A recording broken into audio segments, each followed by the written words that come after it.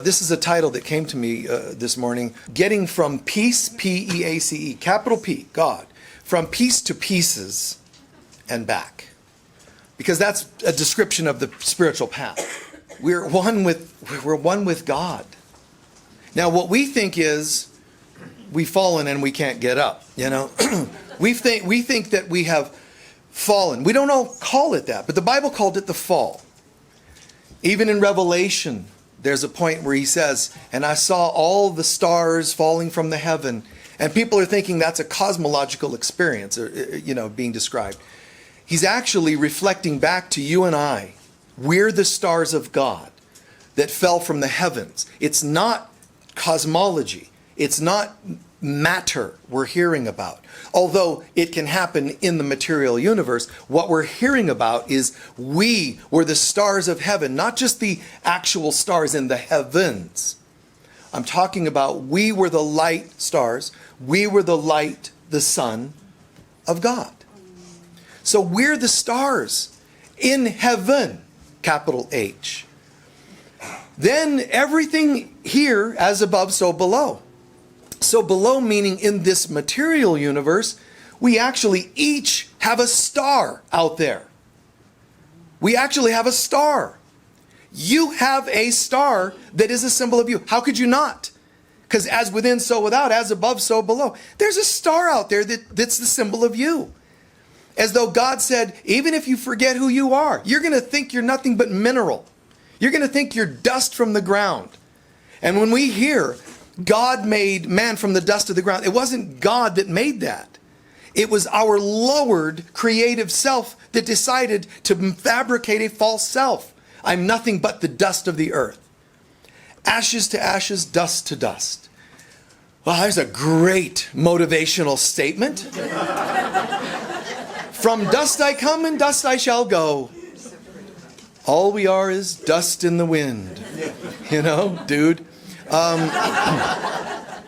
Seriously, like, wow.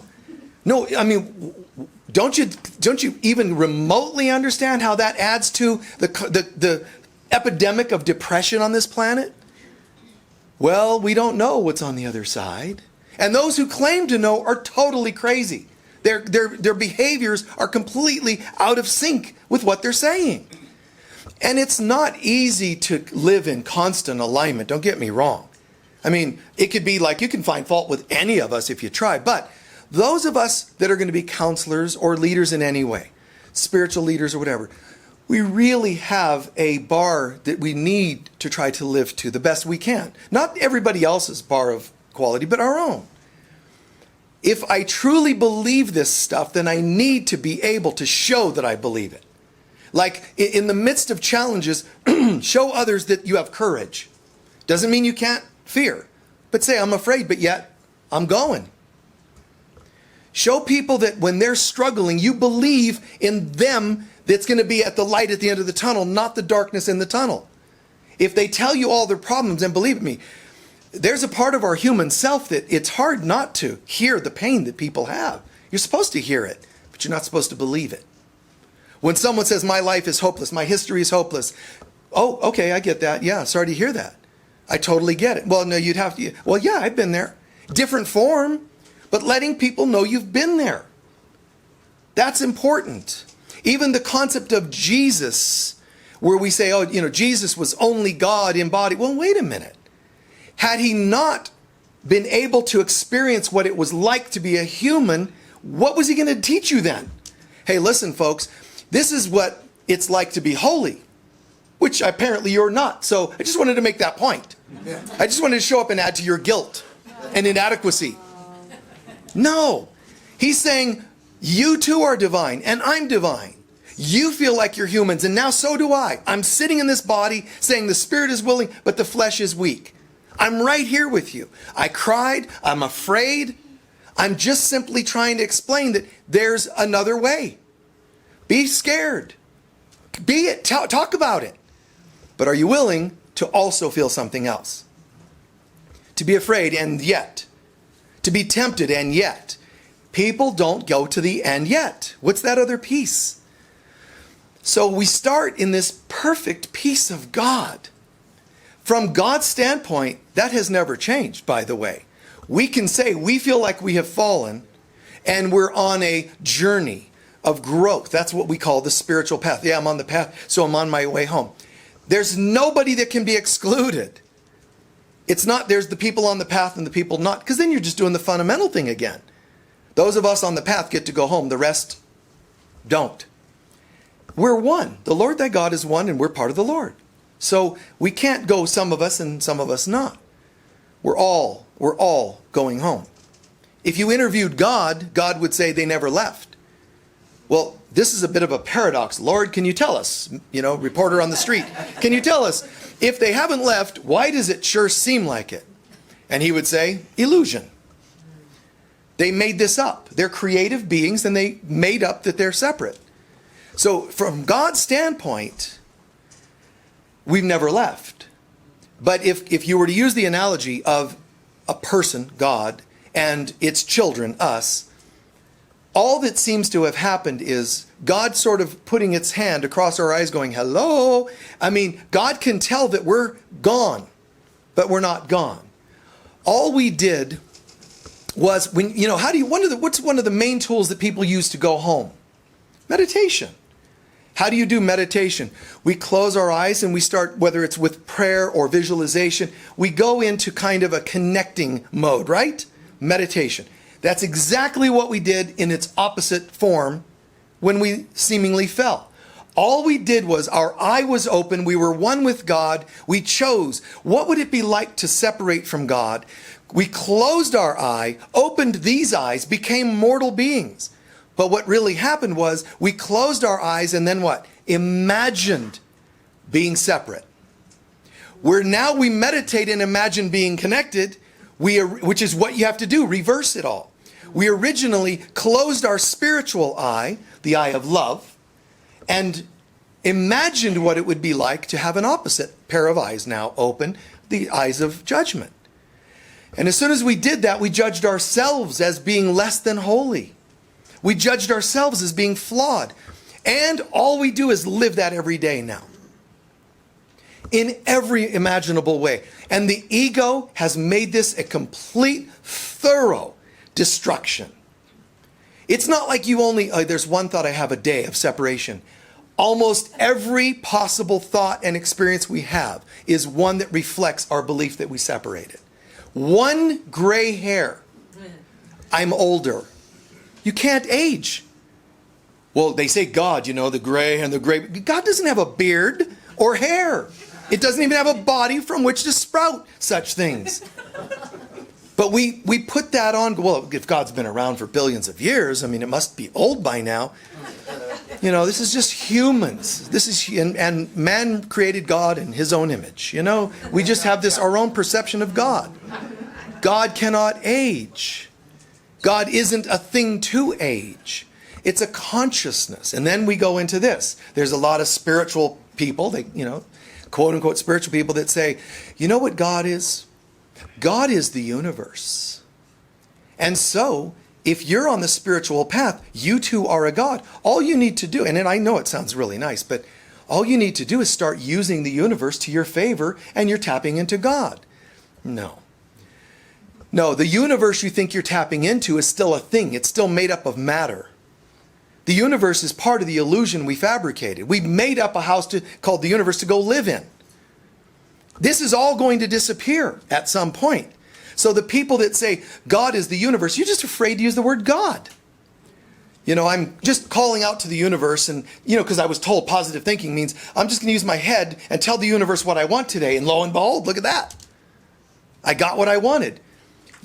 The ego is involved in everything you can think, say, and do in this universe. It's always trying to talk and hijack every attempt to be awake. So even when you go, okay, so I heard consciousness matters. Well, this gets really tricky. So, forgive me because we're going somewhere kind of deep here again. But, just be patient because this concept, like consciousness, technically, the us that thinks we became conscious. I'm now conscious on the path. I'm developing consciousness. Jesus says in A Course in Miracles, Descartes once said, I think, therefore I am.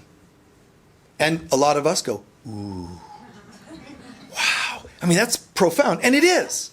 Philosophically, it's a great statement. He's saying, I don't need evidence to believe that I exist. The fact that I can even think, which is consciousness, proves that I exist. Yet Jesus says in the Course, he should have said, I think, therefore I am not. Oh, man. Now I got to start contemplating that with that. It took me forever to figure out, I think, therefore I am. Now you're flipping me on it. Because what he's saying is, the you that thinks it can think is not the real you. So as soon as you think you can think, you are not. You went to sleep and tried to separate and have individuated thinking apart from God. That's when you fell asleep. The you that thinks it's brilliant in your own little way, the you that thinks you're better than anyone else or lesser than anyone else, is a thinker. That's why a Buddhist meditation, if some of the deeper authentic ones, they're going to teach you, now I'm beyond all this world. Then who's the one that thinks it's beyond this world now? You're still thinking. Okay, now I'm aware that I was thinking that, and that part's also not real. Wait, now I was just thinking that. And you're peeling layer upon layer upon layer. And then some people will tell you, and the layers never end. That's not true. The layers do end. But not by your device, not by your accomplishments, not by your depth of meditation. As soon as you think there's still a you that's accomplishing or meditating or experiencing, you're still off. But that's not a bad thing. Because at least you're growing. You're getting it. It's good. So Jesus says in the Course, the word consciousness is actually misunderstood. We still use it because we need to have some languaging here. But he's saying it's still off a bit. Because the you that thinks of consciousness is still the one that thinks it's separated. The you that thinks I'm going to tap into the power of the universe because I am a divine being, because I say so. Well, your ego can say that too. But I'm a divine being, and I'm going to prove that I'm a divine being because I learned to tap into this completely objective universe. And I tell it what I want, and it brings it because I am God. That's better than being nothing but a victim. But at some point, the person that I think I am, that says I am God, and I can get whatever I want out of the universe, what exactly are you talking to? Well, the universe is this neutral, energetic thing. Why don't you call it God? Okay, fine. Well, I don't use that word. It's not the same. I understand that sometimes we have to believe it's the same. But when you do that, it's only because you're still afraid of the real McCoy. Call it what you want. I'm not going to jump on your case. If you walk up to me and say, Michael, man, I love that the universe brought me to University of Sedona today. I'm not going to correct you and say, what do you mean universe? Come on. But in reality, those who teach this neutral universe is here to serve you. That's only partially true. This universe is only here to serve you. That's true, but only for a while. Eventually, when you grow out of believing the universe is here to serve you, when you grow to realize you created the universe, then you really start to get it. So you go from I'm a victim of the universe to I can call upon the universe to help me. At some point, you're going to realize, wait, I'm calling upon the universe that I created. That's like whittling, some carving some wood, piece of wood, and you carve some object and go, now I'm going to pray to that object. Oh, holy piece of wood. But this is a special piece of wood because this is oak, and so on and so. You start worshiping the various pieces of wood. Guys, this is still a universe. I don't know where these things come from, but this is a universe that you created. We collectively created this. We're one with God. We are part of the peace of God. And we fragmented into pieces, from piece to pieces. And then we started worshiping the pieces. And even the universe is a collection of the pieces. And what's amazing is when you pray to the universe, you're not praying to the Father aspect of God. Not that there's an actual gender, but we're not praying to the Father aspect of God. What you're doing is you're praying for something that you think you can at least grasp. Too much to think God directly. So I'll go secondarily. That's why you can't look at the sun, but you can look at the moon. The moon can reflect the light of God, but you can't easily look at the sun itself because it's too close. It's too the light of God. It'll burn my eyes, just like we were told in old teachings. If you look upon the face of God, it would devour you, it would destroy you. You can't even look at the sun, let alone the face of God. And the sun, when we're talking about, cosmology here, the sun is the closest thing you can imagine to the light of God. And you can't even look at it. But you can look at the moon. Why? Because the moon, even though they call it the man on the moon is a she. The moon is a symbol of the Holy Spirit, the Divine Mother. She's actually a part of the Mother Earth, a fragment of the earth that broke off at one point. So the Mother, the Earth, there's the Divine Mother, there's the cosmological version of the Mother, which we call Earth, and then there's human Mother, which is not just the one that gave birth to you. It's the mother in any of us that tries to nurture. You can't even call the unhealthy mother aspects the mother, because it would be complete sacrilege and false. Because mother would be nurturing, not your mother who let you down, if she did. That's not even the mother aspect of her.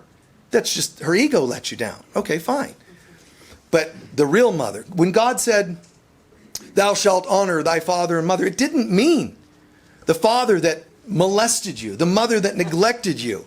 Well, they are your parents after all. That's not God. That's, written, channeled through people. What he was saying was, honor your father and mother God. Yes. All aspects of the divine father, all aspects of the divine mother. So, the mother is so perfect that she says, look, to her beloved husband, let's pretend, father, she says, tell you what, you continue going to work. I'm going to take care of the kids. They seem to have gone somewhere. They seem to be, in this moment, she's speaking, they seem to be leaving, separating. So what I'm going to do is take care of them. What are you going to do with them? Well, I'm going to get them to school. I'm going to feed them their lunch. That's the earth mother giving you sustenance and foods. She says, I'm going to get them to school like my mother did to me when I was 5. I'm going to get them to school. What does that mean? I know just what you need today. You still haven't worked on your self-worth. I know just the person that's going to help bring all that up for you. And she'll arrange it.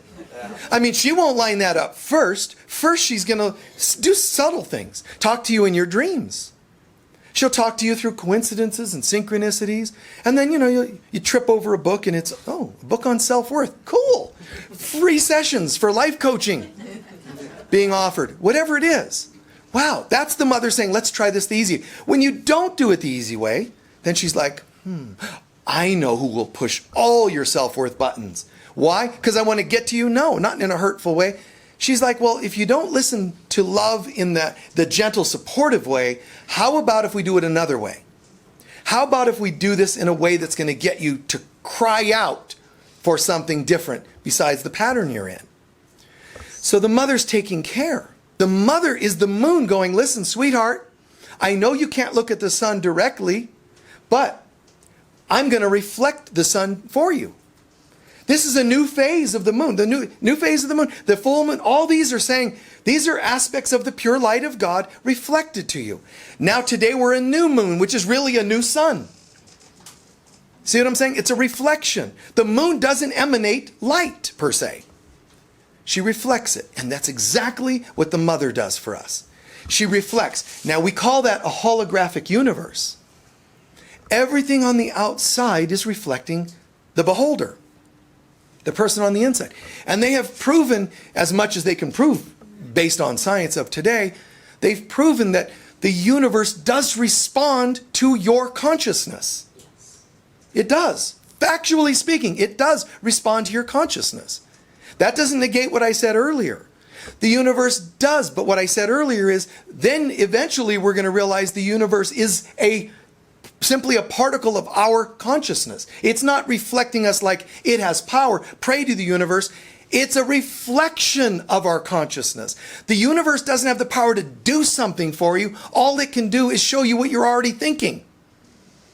So to pray to empty space, it's not like empty space is going, and so it is, beloved, as it's just sitting out there all dark and cold.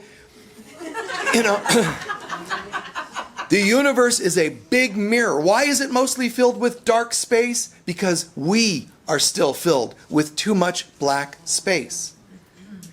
So quantum physics then proposes this theorem, and it's beautiful and it's accurate. At the moment when, and they don't always use the word God, so I'm inserting that piece just to make it a complete story.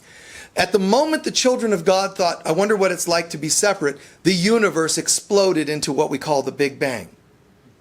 And all its nuances, every imaginable nuance, it explodes. So now, if that explosion came as a result, an effect, because all cause has an effect, if it was the effect of our thought of separating, which makes total sense, from piece to pieces. But notice the pieces, they say, is called an expanding universe. The pieces are still going further and further apart. And you're trying to vote the right person in office. How can you get the right person for everyone, if we're all separating? To this day, we're separating more and more. Where's the big solution? Well, if the universe reflects, I wonder what it would be like to be apart from God. Oh, that's bad news, man. Boom! You can't even remotely fathom the force behind that explosion. Because it's a force of the children of God doing the impossible. To be separate. We're not separate. And in a way, as soon as we thought that explosion, that intense force is the intense hurt we felt that we were leaving God. We believed we actually fragmented the oneness, the peace, the totality, the joy of God. We took what was infinity and made it into something that can die. And you can say, no, but I believe we're immortal. We live again and again. But isn't it funny how you live only to be in pain and die eventually? We don't want to look at that part of this. Immortality does not mean you're lucky enough to bounce back after the last painful life. That doesn't sound good. That sounds, like, wow, this is a sentence. From who? Not God. We're trying to punish ourselves for believing we could separate from peace. So we don't know peace, we only know pieces. Pieces of relationship. And that is my dad, and then you reflect parts of my dad, and I like you, I don't like you. Love-hate relationships. Judgments on every imaginable thing on this planet, and so on. Where's this concept of love? We lost it. It blew apart. Love blew apart. So you know what? Did you harm God when you did that? No. But what you did is it's almost like human beings have physical bodies. We also have emotional bodies and mental bodies and so on. There's layers of us. So imagine this. You didn't actually hurt God. We didn't actually hurt God when we separate. But imagine this. You sort of hurt the emotional body of God. God has a feeling body, and that's beyond what we understand in our own feeling body, but it's similar in a sense. So what we did, guys, was we hurt the feelings of God. There's God, whatever you can imagine God to be, doesn't say, well, sounds like you have a problem. You separated, you're in pain. Oh, well. There's a real tender part of Jesus in A Course in Miracles when he's sort of saying, and I'm paraphrasing just slightly, even God doesn't feel complete without you. As though God's feelings were hurt when you decided you could separate. But you really can't, but that's not the point. Your children, one of my own actually last night called. Hi, do you have a minute? This is one that probably calls me once a year. Called last night, do you have a minute? Yeah, what's going on? And just deep pain, tears, something going on in their life. It's like, wow, you're the parent. You know it's not you that's feeling that, but you still feel for them. God knows you can't be separate, but feels for us because it's like, God, my children, as much as I love you, in a sense, I'm adding these words, it pains me in a way to see that you don't feel who you really are. You don't realize how beautiful you really are. Well, God, but this is what happened to us, and this is, I know, honey, I hear you. And if you only knew, you're God. None of those things can actually happen other than in time, the illusion of time. You dreamt it. But furthermore, even if it could happen, it's impossible for it to permanently affect you. No, you don't understand, God. You don't get it. This really is going to affect me forever. You have doctors that'll tell you, if you have certain clinical issues, chemical imbalances, oh, that's forever. You can't cure that. Certainly not with the stuff they give you. They don't say that part, but so what are you going to do with this completely hopeless situation? Find hope. Well, you already said it's hopeless, and that's how we live. It's hopeless. To find hope, that's what we have to do. So the universe is described by quantum physics. There was this original explosion, and they might say, we don't know why. I'm telling you why. It's the belief in separation. There's this original explosion, and now the universe is blasting apart in every direction. That's us. Even as people, apart, apart, apart, apart. And if you're not sure about it, watch what happens on the news to get people splitting apart, creating rifts between people. And it really solidifies it. You know, it's amazing. You watch one channel and they're telling you one story, the other channel, a completely different story. Like, it's really weird, but it isn't, because there's agendas. Because if we can get more people to agree with our version of the story, we substantiate our existence. Correct. And our financial status. And the others doing the same thing. They're all out for themselves. Ask God what it would have you do. How do I find the peace of God today? Not how do I get something to go my way. How can I make my decisions resonate with peace? Because peace is God. If you want to know God's will, do that which resonates with peace, because God is peace. Do that which resonates with love. So quantum physics then says, just like there was a force that blew everything apart, they say, at some point, check this out, at some point, the same law of physics that when an explosion happened, articles, items blew apart because of an explosion, that's the effect of the explosion. It says, in this theory, at some point, the force of the blast has to die down. Because it does. There's an initial boom. It's not boom, boom, boom, boom, boom. It feels like it, but there's an original thought of separation. Now, this blast is taking place. So quantum physics then says, at some point, boom, and then slowing, stops. And fragment of a second later, another force kicks in that draws it all back together. And it's saying in this theory that when all this actually contracts into each other again, this is the wording, it will cease to be and be as though it never was. Perfect. I'm pretty sure that's what the Course is telling us, Course of Miracles. It all blew apart, but when it'll reverse and be as though it never was, because it never happened. It's hard for intellectual minds who think linearly that that's possible and that it's even something to think about. It'll be as though it never was. Well, wait a minute. What about my dog? You're going to jump right into something. I like wine. I don't want to not have wine and as though it never was, which is why we're still blasting apart and why you whine about it. No. It's okay, but humans don't get that yet. Piece to pieces and back again. So technically, what's this thing? If we're using the physics and metaphysics, if we're using the material universe to describe something spiritual, then what is it that's going to happen that slows this down? What's the parallel to that? It blasted, it's going to slow and stop and then reverse. But what is that in consciousness? If separation caused this, what's going to do this? What's going to slow the speed? What's going to be the parallel to it stopping for a moment and coming back? It's forgiveness. That's the only thing it could be. If judgment blasted, the judgment that we could be separate, we had the thought and judged, and both of those blasted apart. As soon as we decide, wait a minute, I don't want to be separate from you, this starts slowing down. In fact, I want to be one with you.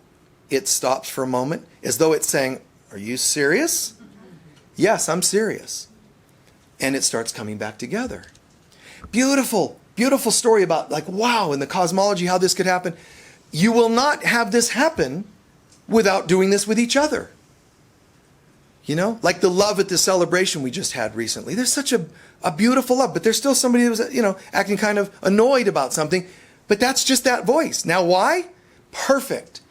Because the book of Revelation and A Course in Miracles and all these great teachings are telling you this too. That this thing where this starts to slow down and pause for a moment. The blasting apart is the world of separation. The pausing is called the real world in A Course in Miracles. In the Bible, Revelation, it's called a moment of a new millennium.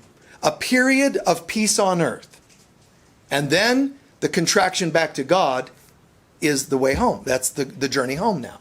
Not the journey we're doing now. It's we're actually going to return home. And it'll be as though it never was.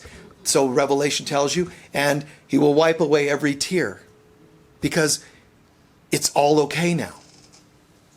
As long as I say, yeah, but, because here's what feeds this propulsion. This wouldn't be happening if it weren't for you. I wouldn't be feeling separate from money if it weren't for the IRS. I wouldn't be separate from love if you hadn't abandoned me. Keep blaming. That'll help. How can you blame another and become one with them at the same time? As soon as you judge them, there's another. And if there's another, there's two. And in terms of the numerology and the physics and the sacred geometry, you have one is one. As soon as you have two, they start pulling apart. The only thing that can bring the force that pulls into polarity two forces, you need a third party. The third party is the mutual decision to come home. And you create the Trinity again. So the Father and Mother are being experienced in our lives as duality. Heaven, the Father, oh, it's off there somewhere, out there somewhere. The Mother, whatever you perceive the Mother to be.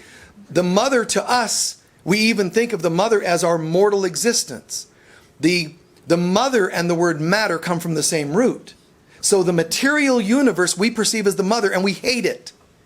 We hate the material universe. You might think you don't.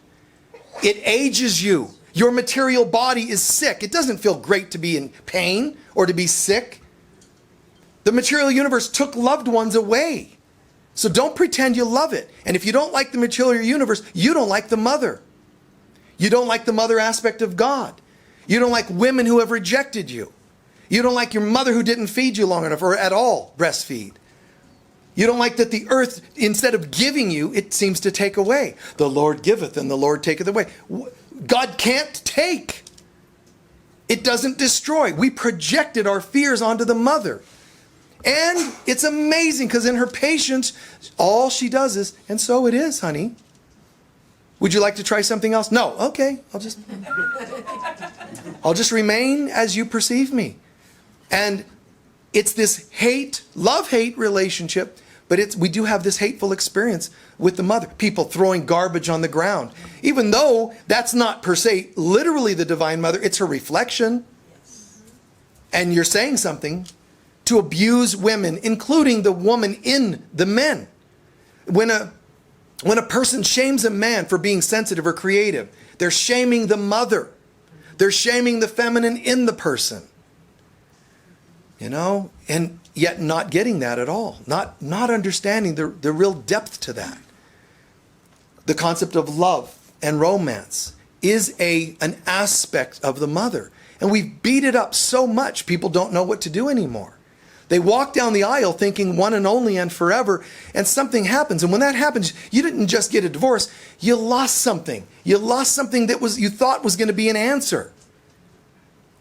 The only answer is going to be not that you walked down the aisle, but you have to forgive the person that ran the other direction down the aisle to get out of that church, that relationship.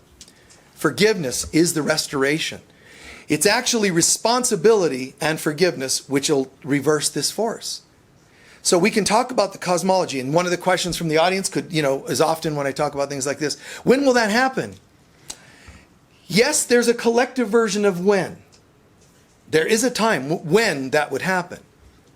And yet, it's every day that we choose responsibility and forgiveness. Oh, really? I was kind of hoping it would happen collectively and I wouldn't have to do anything about it. So, it's a very terrible idea, a concept to wrap our minds and our hearts around, that we separated from God and that we hurt the feelings of God, just using my languaging for it. It's very challenging, which is why most people try to avoid it.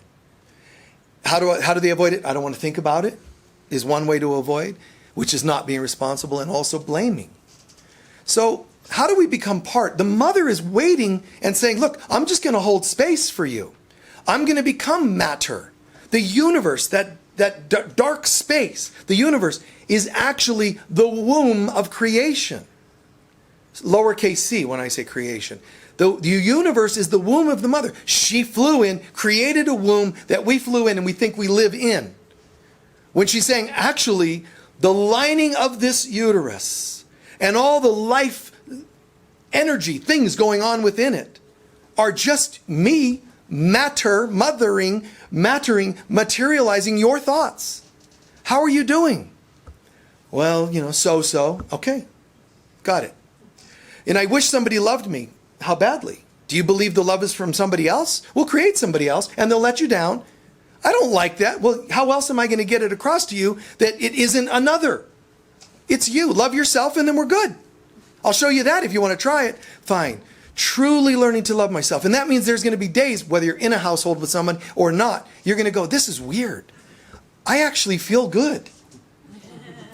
My partner's not even home, or I'm not even in a partnership and I don't understand this. How do I feel good? Why am I feeling guided? My parents said I would never amount to anything. How did I get here? Now they're asking me for loans. This is amazing. What happened? I changed my consciousness and she said, good for you. Or I don't take responsibility. I don't forgive. I don't change my consciousness. And she says, got it. What would you like me to show you today? Do you want me to reflect love or fear in all its myriad number of forms? This beautiful mother, this beautiful experience. So pieces, it slows down through our practice of responsibility and forgiveness and then back to peace again. The same process is replicated every time you meditate. You have this, I meditated once, I know what that's like, I even believe in God, but I went into pieces. I better sit down and center. When you do that, and then all of a sudden something magical happens. It's not always like special effects, but you meditate and all of a sudden when you did that, and they say, for example, find the stillness within, that's the moment when the universe stopped expanding. You saw white light, golden light, or you just felt a shift inside, or somebody came to mind and you extended love and forgiveness or whatever, and you just felt a shift. Guys, that's when this happened. Now, if I integrate my meditation, this is going to start happening. I get to draw back and integrate into me all of the value, the effects of having committed to saying, I was once with God, I blasted apart, now I'm meditating and a face popped into mind. Or something I've done that I felt ashamed of. And I'm doing something with that in healing, and wow, I feel better. It's the same. Those Zen, blissful moments is when the universe stopped. Do not underestimate this. This isn't just like a metaphor.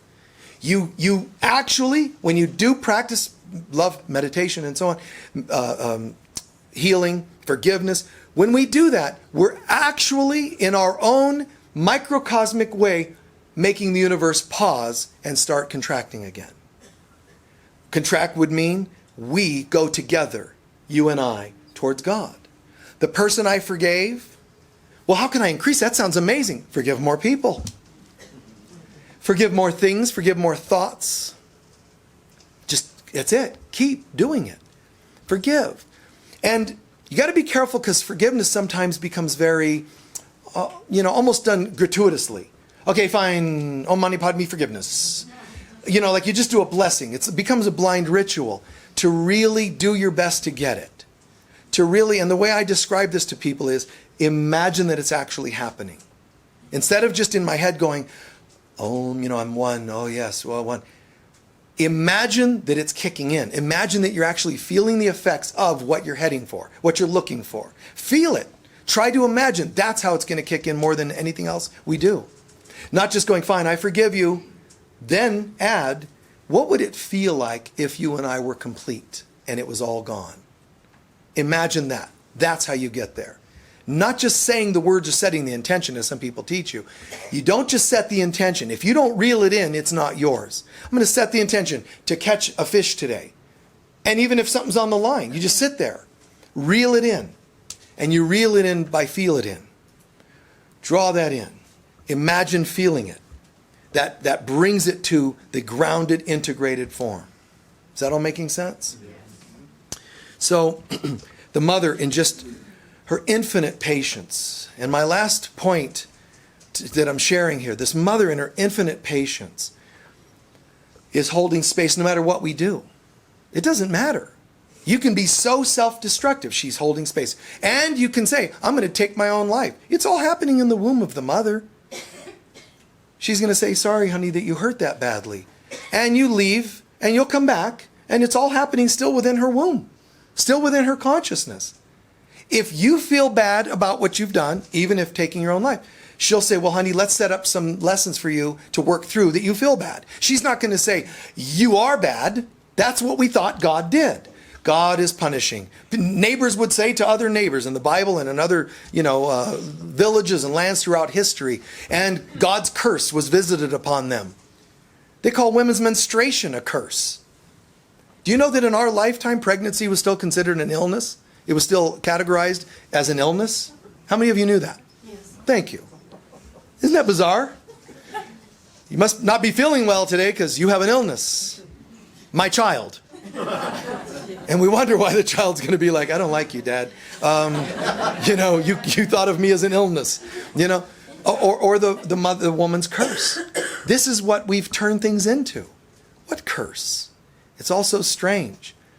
We lack harmony in our beliefs, and that gets reflected. So this last thing I said I was going to share was, what do we do with this concept? And God so loved the world, and I'm paraphrasing slightly, that it sent its only Son to somehow save the world. None of that makes sense. God so loved the world that doesn't exist, and that is reflecting nothing but pain and destruction and death to us. Limitation. If you don't like those other words, too harsh, just the word limitation. You can say, well, I don't believe that the universe reflects death and all those horrible things, Michael. Okay, fine. Sorry. Erase that. The universe reflects a limitation. This universe does reflect limitation. You can't avoid that. You're going to die. You're going to get sick. This world's limited. Your finances will seem limited, and it's going to seem like it's a part of being in this world. But it's not true.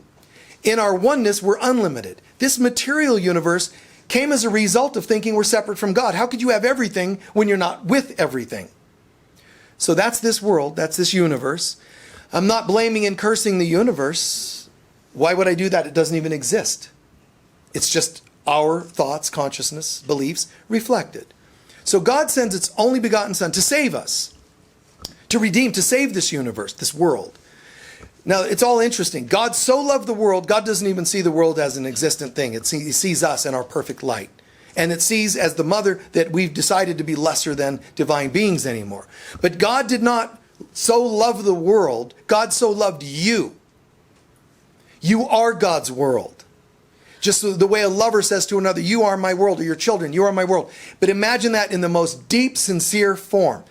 God so loved us that it sent its only begotten child, which is us, to save the world. God so loves us that it gave us an opportunity, a means through which to wake up, is what it meant. God so loved you that it sent you redemption. Not because it sees you flawed, but it knows that you see yourself as flawed. And that's where the story mythology came from, that we call the root of all mythologies is the story of Sophia. It's the story of a woman, just briefly and quickly, story of a woman that has left her father's kingdom, journeyed into a land far away. This is us, our soul. Journeyed into a land far away, the earth. And then when she gets to that land far away, she starts becoming abused, which we have. We separated and all that, and started feeling judgments and hate towards each other. Even love, but love-hate relations. So she becomes confused and disoriented and thinks she doesn't know how to get home now. That's true. That's how we felt. Then God sent redemption. It sent a means of us awakening, which symbolically is the story of like Magdalene and Jesus. It's symbolic of the Christ and our soul. The soul in ancient mythologies was always noted or sort of commemorated as feminine. All of us, our souls are, just in mythology, we're considered feminine. That's why our soul is called Sophia, a female. Men and women alike, our soul is Sophia. Like the union of yin and yang. A philosopher once said to me, but Michael, it's not about, there's nothing wrong with duality. You need yin and yang. The symbol of yin and yang is the perfect Taoist statement that you need these dualistic forces. I said, no. What about where they seem together? That's where we're heading. Not the yin and the yang, but the force in between that's drawing them to disappear. That was a little mind-boggling for them, but hey, it just gave them something different to think about. Look for the union. Look for the joining. Look for the healing. Look for the light at the end of the tunnel. Stop talking to me about this being the power, this world being the power, human stuff being the power. So God so loved us that it gave us a way out. And in the story of Sophia, God so loved us that even when she went and found herself now flawed, I've been raped, I've been abused in Sophia's story. I've been abused and shamed. I'm afraid to even go home now. Nor do I even know how to get there. But if I did, I'm too ashamed to go. So in the story, her brother, Jesus and or Christ and so on, her brother comes to the earth or to the land far away, finds her and helps her get home. God so loved you, it sent the Christ, not just Jesus. It sent the Christ to awaken. Okay, so where is that Christ? If we're not just talking Jesus, where is it? Well, you've got to call upon the Holy Spirit, the Divine Mother, to give birth to that Christ so that it can come from being on the other side of life, the spiritual world, into the material world. We have to nurture and call upon the Divine Mother, the Divine Feminine in us, and let it birth that Christ child. That's when we're born again. So that which is flesh, that which is spirit. Nicodemus, the thinker, was saying, well, Jesus, I don't understand. How can a man be born again? What does that mean? Can you really come through the womb twice? Jesus says, you don't understand. You're born of the flesh is one birth. Being born of the Spirit is different. And being born of the Spirit is the Christ self to be born. But it's already who we are, but we forgot. So it has to figuratively now be born. It's already who we are, but we forgot. So we have to go through the motions. And how, linearly speaking, chronologically speaking, call upon the Holy Spirit. Call upon the Mother. She knows. Mother, I know you hear me. Be with me and help me give birth to this Christ self. But I am afraid. And you can then add to your prayers. You can ask the Holy Spirit to help you not be afraid. Being born again means I'm going to be born again in my beliefs about finances. It could mean I have to give up my old beliefs, because if I'm going to be born again, how much would you like to make way for that? Oh, 2% only. Really? Okay. She'll do that with absolute love. Always saying, would you like more? No. Okay. Just asking. Always loving and patient. But how much would you like to? I would like to change my beliefs in finances. How much? 5%. Okay. And so it is. And I would also like to change my beliefs that my body determines who I am. No matter what I look like, my body does not determine who I am. I'm ready to change that. How much? 15.5%. So it is. Whatever it is. It's like 15.5%. Great. Whatever you're willing to change. It sounds cool to say born again, but remember, if it was so easy, you'd have done it already. There's old programs that tell us it's frightening, it's different, it's unusual. What if I say, absolutely, unconditionally, here I am. Change everything I know about romantic partnerships. There's a part that's like, just as someone yesterday said. Relationship ended, I feel terrible, but it was a terrible relationship. I know, they said. And it's funny because it's familiar. So it's like somehow okay. There's moments when I'm meditating and or even just being, in the day, and I just go, these epiphanies, boom, boom, boom, boom. And I try not to go, hold it. Too many booms. There's moments when it just expands and blows open, in a great way. And it's like, you can feel it viscerally. It's a death-like process. And there's moments when I pause and go, but wait a second. If I let this keep going, what's left? And the best answer is, I don't know, but I'm willing to find out. If you only let the fears remain controlling and fearful, you'll sort of get stuck. And that's okay, because I'm 3 booms ahead from where I was. But what if it keeps going and keeps going? And I literally, at times, just take a deep breath and say, oh, that's enough for now. Oh, that's terrible. You're a spiritual teacher. No, I can do what I want. And so can you. I take time and I say, that feels great, enough booms. Let me have some, I'm going to integrate that for a while now. And I let it be. To judge yourself for that would be counterproductive. You go boom, boom, boom, and then go, oh, that's terrible that I paused and I thought, you just now constricted again around the whole process. So watch. Let it happen, whatever it is, and not judge yourself for it. Then the boom, boom, boom, and you paused, judged, it would have constricted instead, and I forgave myself. What happens is interest rates on my investment. Grand, divine interest rates I didn't even know about. Hey, you didn't realize that when you invested that $300, $100 for each boom, you didn't realize heaven multiplies its interest rates exponentially. So you didn't get 300, you got 3 million from a $300 investment. That doesn't make any sense, and I don't care. You know, can I have a withdrawal if you'd like? What form would you like that to take? And implement that wherever and however. Okay? Great. Let's take a few centering breaths.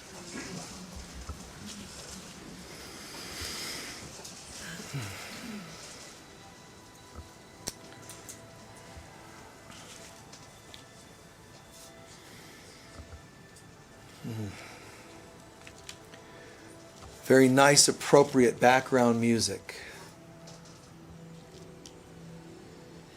Calming and centering, very congruent with the idea of peace. Cosmic-y kind of music.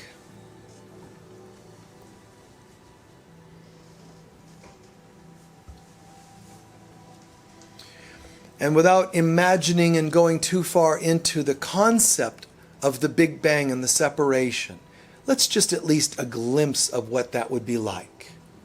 This boom, this explosion that seems to draw us apart.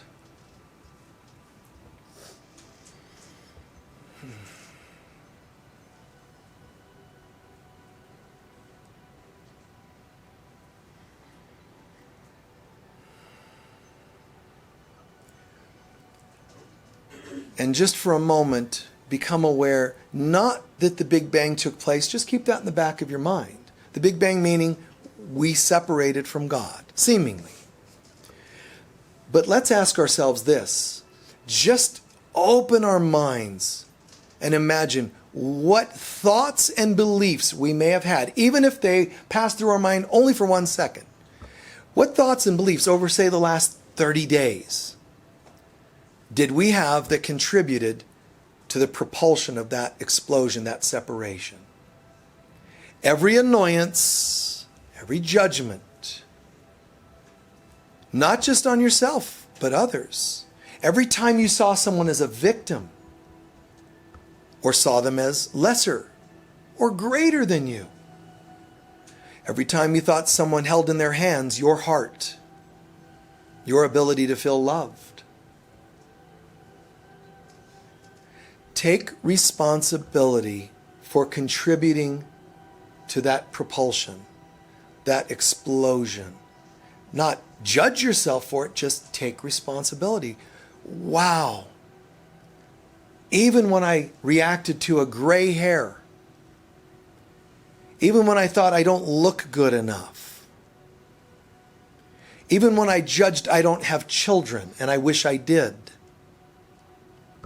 boom.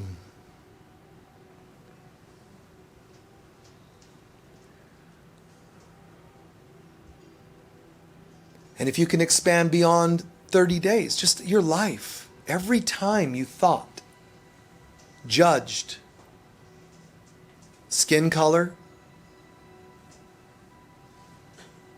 gender. Not even good or bad judgment of skin and gender. Even the belief that someone is a gender. They're glorious beings of light. When you thought it was too hot or cold out, believe it or not, it adds to the Big Bang explosion separation. No dualistic thoughts whatsoever. Anything to the contrary adds to the separation. Every opinion, economical, political. Don't try to say, but some of them are right. Let go of that for now.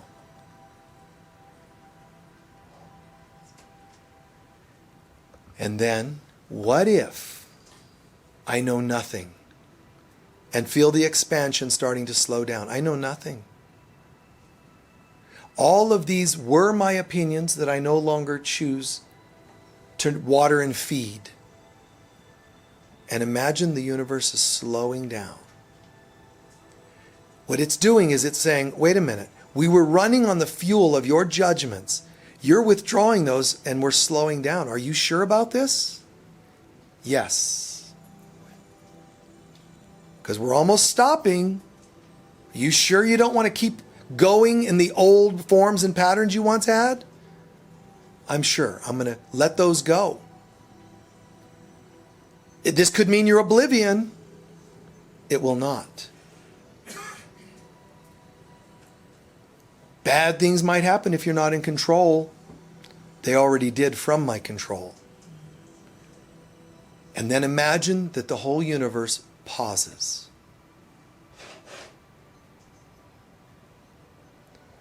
Think nothing.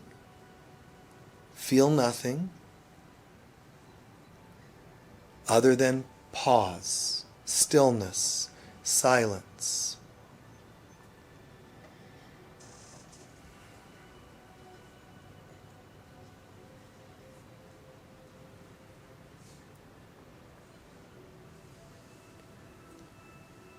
Holy Spirit, Mother of all, teach me, guide me. What would you have me think and feel? And then let's just spend half a minute imagining. What is it like to be guided by the love of God, known as the Mother? What would it look like in your day-to-day experiences? How would your finances, relationships, and so forth be different? Just imagine you're bringing something magical. You are a light worker. You're bringing something extraordinary to the world. My goodness, you're able to give smiles, hugs, even funds. Your affectionate touch, imagine, is magical. Absolutely magical. Every hand you take from this center downloads healing to people. Your smile, it brightens people's day. Just imagine it. Brightens their day. Splendid. Splendor. Light. Love. I'm returning to the knowing, full well, absolute conviction, knowing that I am as God created me. And grateful that I can now walk others home.